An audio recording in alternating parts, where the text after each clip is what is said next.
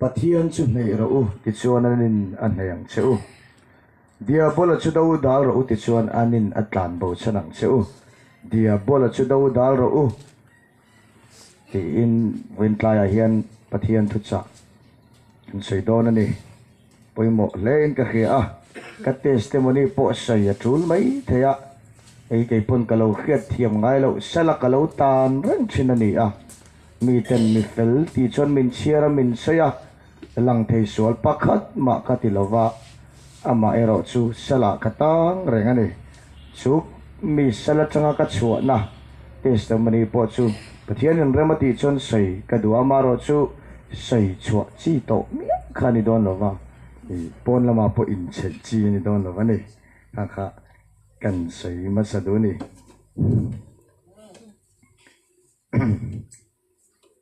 Jacob abungli chang sari atanga chang som so hian kan chiarange chudi chuan pathian thu in omro u amai ro chu dia bula dau dal ro u ti chuan atlan bo chanang cheu pathian nei ro u ti chuan anin an hayang cheu misual te u in kut te silfai ro u ril ru bulbal nei lo te u in thin lung ti thiang lim ro u re om ula lungai ula trap ula amak ka te pathian thu hi re om ula lungai ula trap ro u ati dei mea in nui lungaya chang sela nui lungaya charangai don ni chu makle mai tra nui ang kho mai in nui lungaya chang sela in lim nguya chang ro se lalpa mit muin in ngai tlom ro u tlom na thu cha te poi sei cha ko ma se kan sei man to don lova ti suan a choi mo yang cheu koren thon khat ami kan chial le ange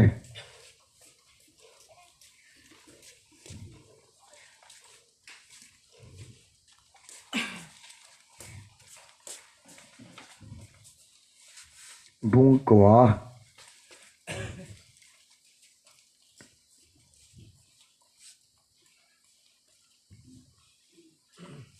chang som hi pali chang hian chiarang in tlan sia khau te chu an zai nan tlana nima sel pakhat chawin loman amutrin ti in selovem ni in mu thainan chu tiang takin tlan ro u ten in ti siak na te chuan abai tral piang chu eng kima anin sum thin ani anni zongin lallukhum chethei muturin an baya keini ero chuan lallukhum chethei lo muturim chuti chuan chutiang takin tlan chan mu mal khelovin ka tlan thin chutiang bokin boruak ngot neklovin ka sual thin ka taksa ka nek vaka atia ka bible chuan ka taksa ka nek vaka boya ka siam zok thin chuti lo chuan midang ten he na ka tlang aw puin hu po in eng emo ti in keima nge hi pai thlakin ka da nge ka taksa ka ti chela boya ka siam zo ka ni ti in pola hian se ni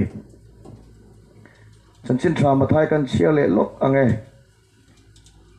hemi bible chang karon lak chua kan lu na tur tak ani tlang chungalal iswa tu sei bunga changruk na the chau hi kan chiar me nge reilo nan felnaril trama tui hal te chuan enga thole an la tlei don si felnaril trama tui hal te chuan enga thole an la tlei don si pathian thuin an tlayang ati chuan an tlayang ani mai bak dang om lo enga nge kan tlei na chan tu ti te pok kan sei don nia vo in chan hu hi sei rei vak katum lova minute som panga vela chon sei zo katum dona maro chu ka tui pal thut chuan da kar thum po ani mai theini pathian ne na tong trayang hallelujah pathian isua aming kahia aming chau karingang aman minti mual pholo wang ka bai sei thon lovang lalpa he kan sing nun sin ko nga hian bai don nate khapan nate mang an nate na satakin tha asa china songkara chun lalpa ke mani a bai sei na nung min pe so bai sei na nung chon tiam sin lam min pan tral china ni Vaini apo tilai muna til rau pui minti saka nang ma pei sei tu ten an pei sei na che thon lo sia ilan tira kharau thiang lim in puan na min chan tira wangin in ming chu fakin om sela hallelujah lalpa kan lo me mun sang sanga chun pathian fak chakin soi moi chakin an omama se khi alena wangin kan du na le kan chak na ringotin so nang ma fak na chumin khoi kheng zo lo khap ani a ma se voini ya keini le keile kan unau tenen hi chon lalpa heng mai na khap ve thei lo na muna min khoi lu ta ivan ruai min the saka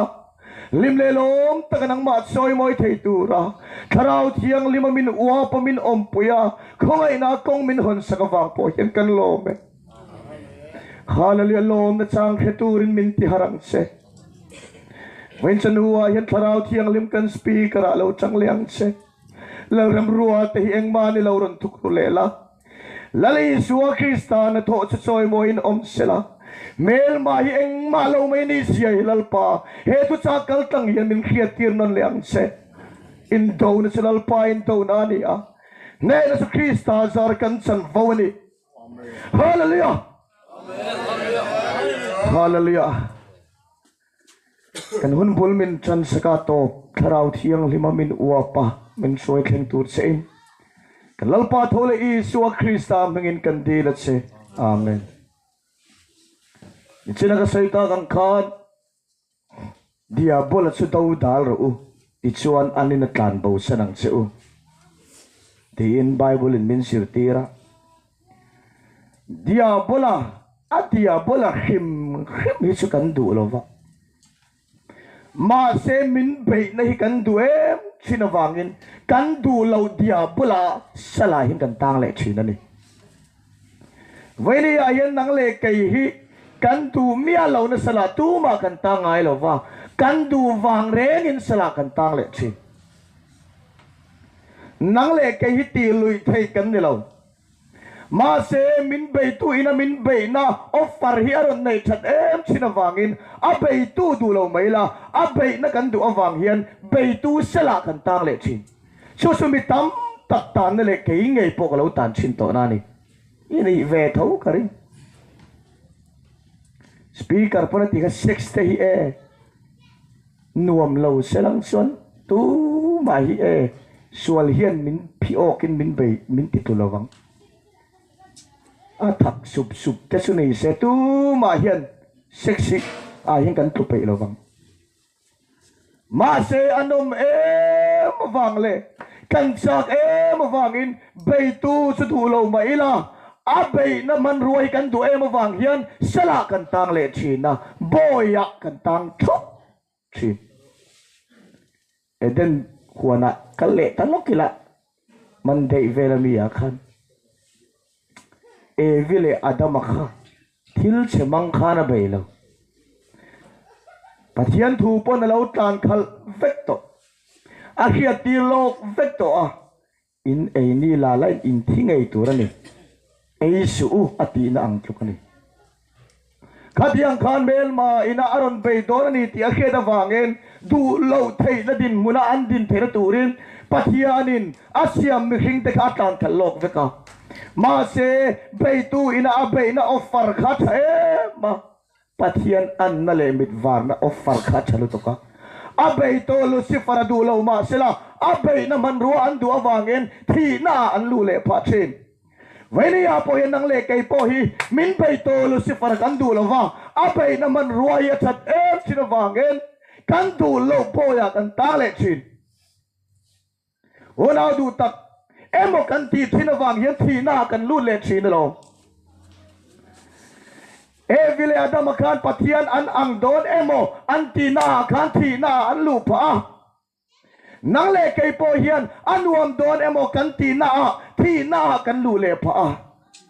nun kheom tak le khotang sei chiat na le en hiam na kan bu pa chi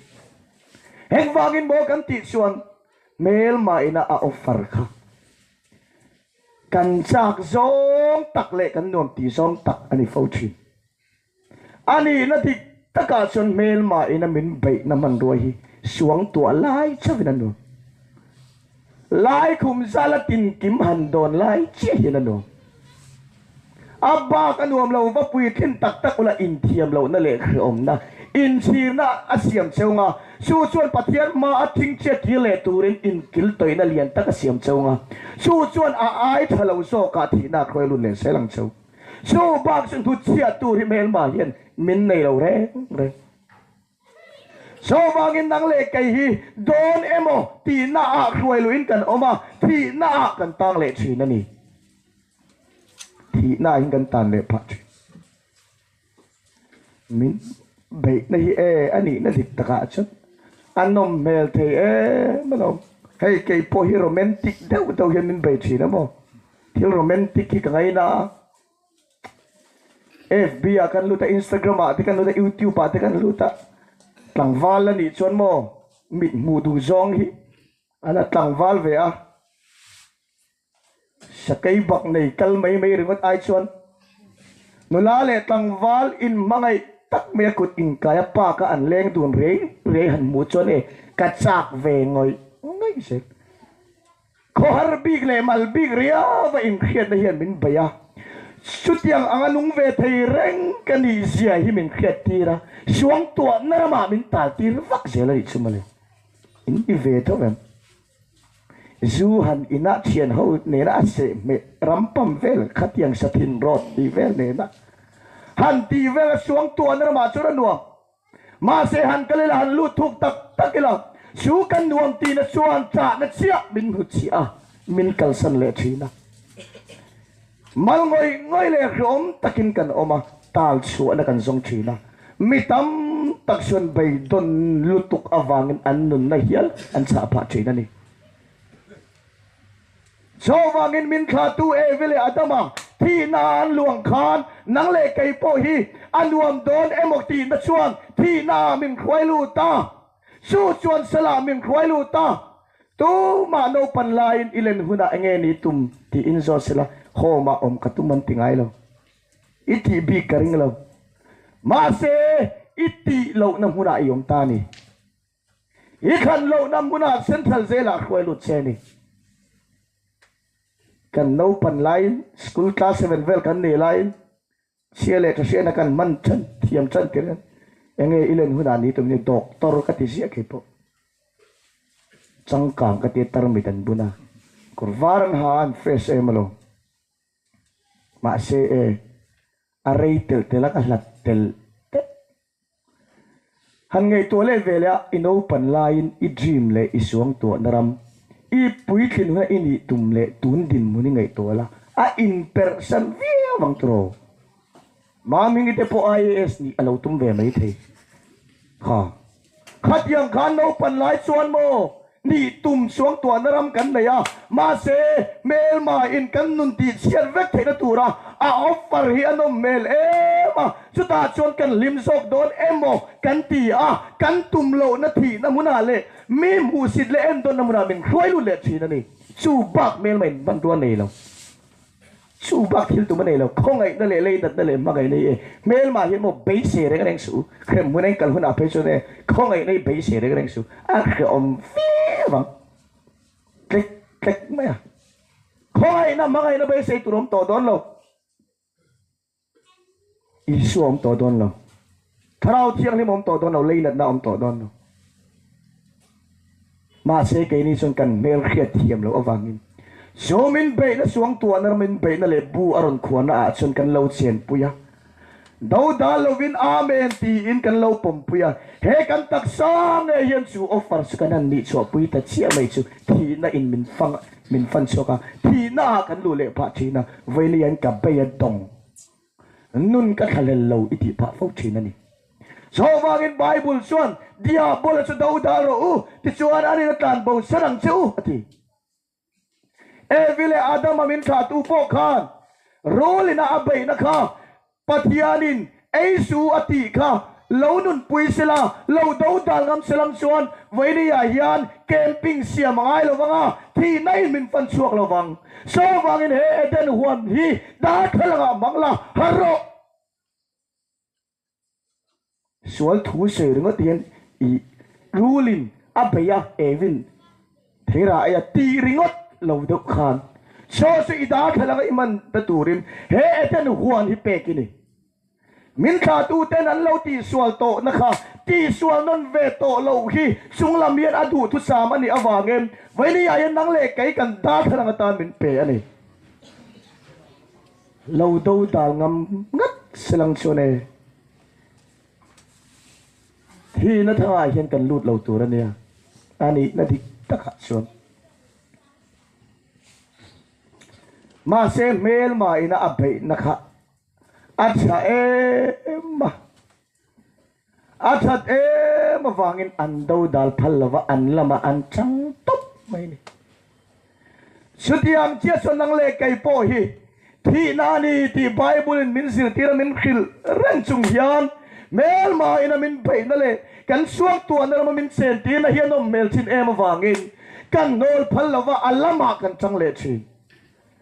ma se wen chon duwa ka sei du hitsu una du tak isuang tu an ma khan mel ma in khatiang khan thil che sang sang manga offer pathian thu ang nilova aron be ni che piangin dot lo tinga mangche Israel tur po kha dot lo tinga mangche jini te pokhan lalon pokha le mang der thiam ini Israel tur po dot vik nom mel vio ma sila dot nom mel vio ma sila dot min tha tu evile adamaten emoti na wanga thi na anlo awang khan kai sukalu to lawang o mel ma heng song songi dot vekani tia lo do dal ngat ngam nut tenuna mel ma hian ti thei pakhat ma nei to lo inuna khan Krista thi na le thole na in asal atangina chuan salen vet to chau in free to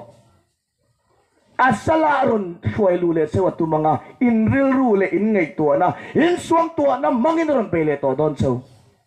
ma se dot ti in mel ma hilaw daw talang so ati tay sang bersin law daw dalang son kan so tlang ram nuam ti a kal san so na may chu bak ti tay ino na nay to law at chua sa len vek to so Kristan at chua sa len vek to so hiện thu hi cái pon ka het hiam ngai lo ti sana hi ka tang ve fo aril ru ha in ka bai long ve fo chin to mel ma che dan ka mel khiat thiam lo awang hian mel ma sala hian ka tang le fo china to na chon pathian khongai na enga kanuna hian ti thei pakhat ma anei to lo ti ka khiat awangin vai ni ai hian ka du le du lo ani to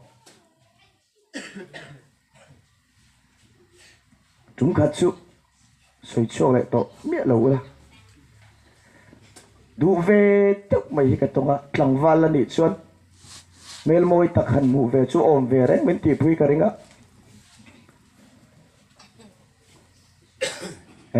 mel trà các gần tịch hộp mày mel khát trà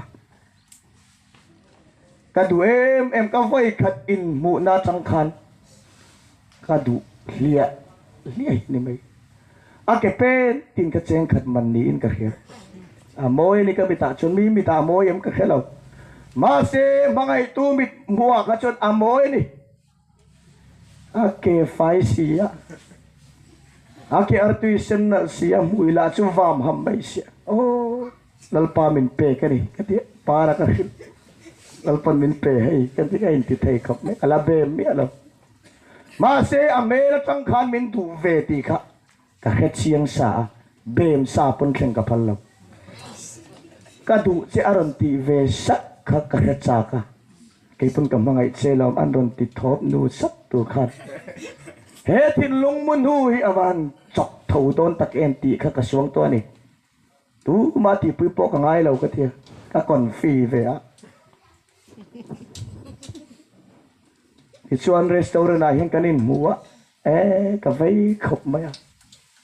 a number kadila number kha min pe a lo pe ve maya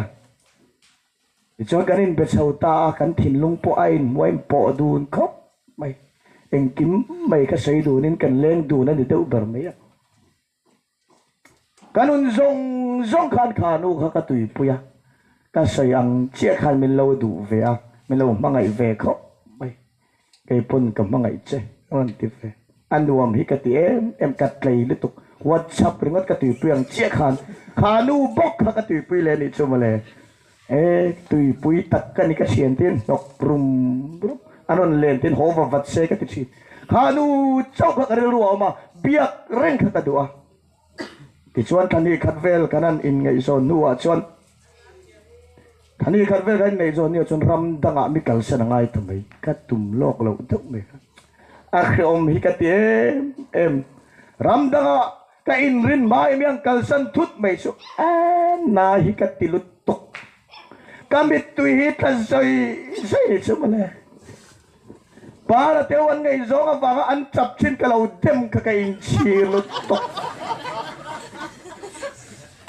ka Indian talore alam mo nito ni kati badroom tui ka her hongari kami kan chap men anuam ka bohok okay ka kaya patien ma lalpa ka ngay saklaw sa ti ka kaya heng te poy ka ton tu ti ka kaya ma se anay mabitan puy ka ngay ni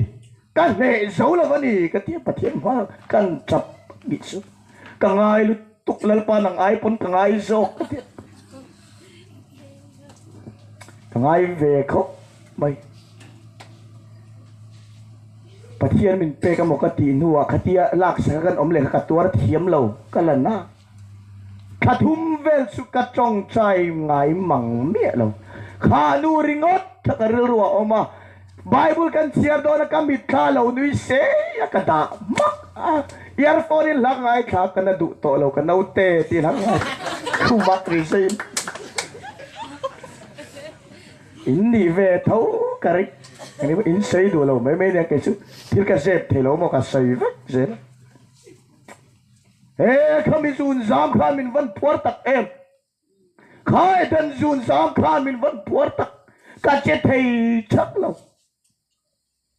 khai thân dùn giam cái mang ai em vàng in Bible pot share don mà ila chú dùn giam chuan sala mình khôi vàng in Bible cái share thầy lâu kati thầy sa berchu ting puisen hang in le kana du tolo kana uteti la ngai thla ka tuk vera da vau vau khan mi rong bol tu kani na sil fen ka le pa ve sala khan ka tam top ma section ten ila na mi ron ti sun kala na lo chu ka tia pa lo min tiang ti kalawa ma se kala na ni ta nga ti ka tan sa ka han chong trai pathian ka han kau rau rau eng ma ziom thelo hay kan speaker upante ka soma ka hildu mi ano ka ngoi reng me ama bien le kruk chi ang ngai khai ka tong du ve sia mien le mi zot sia ngam bok si lawa kamu ta fu lo poesia ke chiang ke kian mo mi zot changam chia lawa hatiang khan rai ta kha mi sala khan ka tang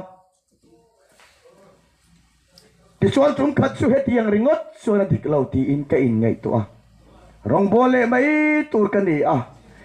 hetiang ringot a sela ka tanga ni chuan tu ne ra nge pathian thu ka sayanga pathian thu po lo sei te re ngila eng tin nge a tho te lu lang le tiang sel tam chung chuan ti in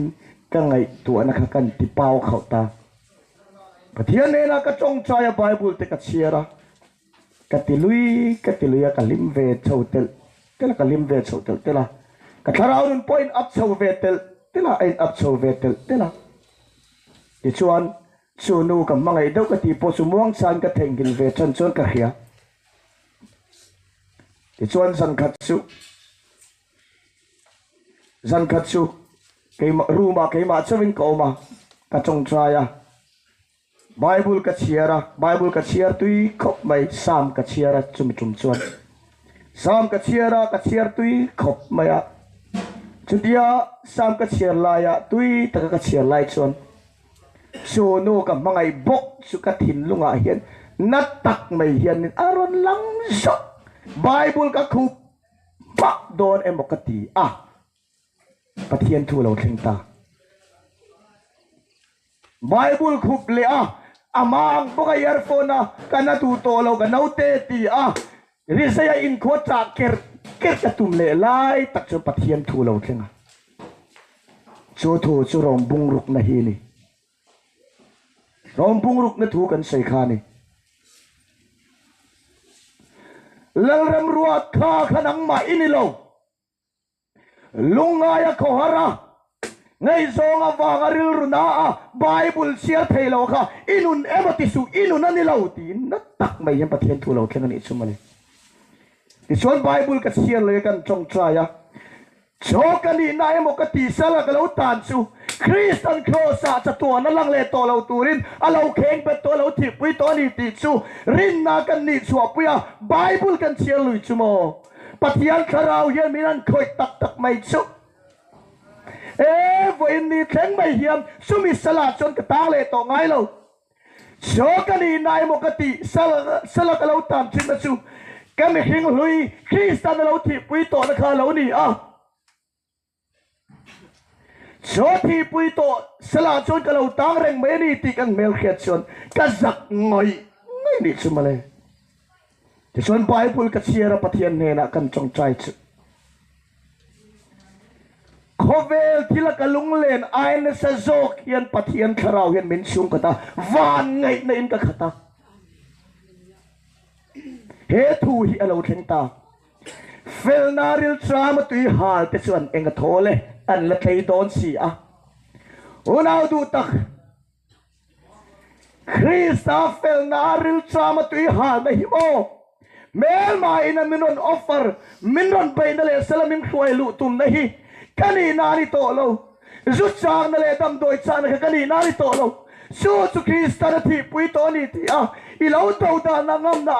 lal pa cha ka cham na nang ma lo pa chu ka nga khovel sang na ai na sa so pathian chat na chuan inu na ti tlayang so so pathian thokal tong hi lo ni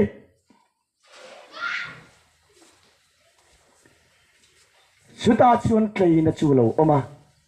mani chau po in him takin min lo om tirta kabula tu manom lo kapialu po biak tu rom to lo ma se voi ni achon miron pele ang ti lo nei ka khat to so kani alal na dal tu tan eng ma reng hi ka phal lo kati sa mang cha mai le hallelujah kati sa hi lo mang cha phal ve do ne ti sa na mang cha ngam ten Krista fel sa kinan tui hala kan no Jerusalem Krista du ta tui sa kan rom thin su nge chu kai ni nu ani unau du tak pathian mi ni tiro eng cha kin nge I rom thin le eng ngin nge ilung ti leng thin I pasal ti ta kha em ni enu pui thita ke emni ma se pathian mi ta chuan an no Krista hu ta tui an chak thin engei lo chak ei lo thang le ve thit le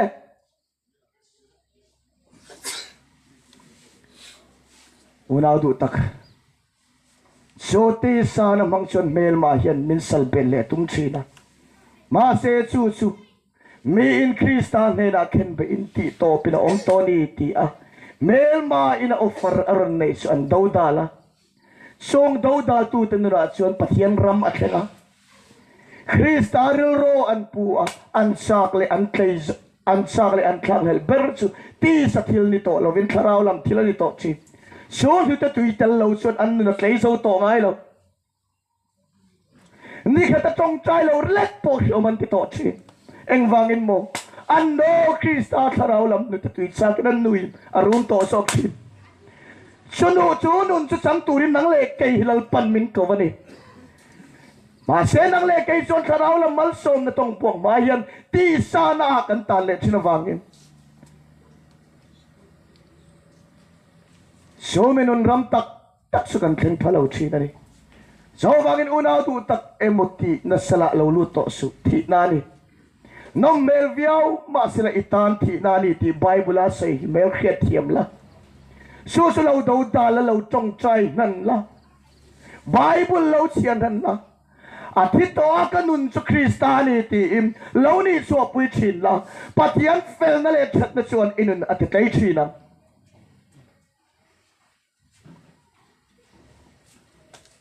ani na di taka chun kan do dal phal lo thin na lom tro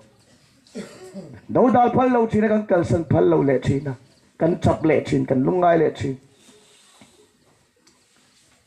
so wangin nang le kain nun hi ato bera lo pero tiang ka soi tok pa ato bera chon ring tunun hi enge ring tunun hi enge ring tunun hi lungai chap vak vak hi mi ring tunun hi lawa lungai hi mi ring tunun hi ti salam ngai kho har hi mi anilo chu chu lali suan cross ati pui to a inon su kristani chu chu lo mang chin ro cái nghe po kho har na le lung ngai na ngai zong ngai ru ma chiao vak vak ka kanun emo ati kati a ma se pathian thu chuam chu chu athito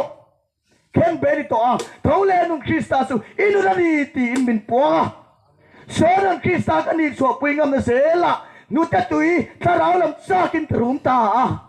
trong trai lo vin kan na tei so to lo pathian chu fakin om ko se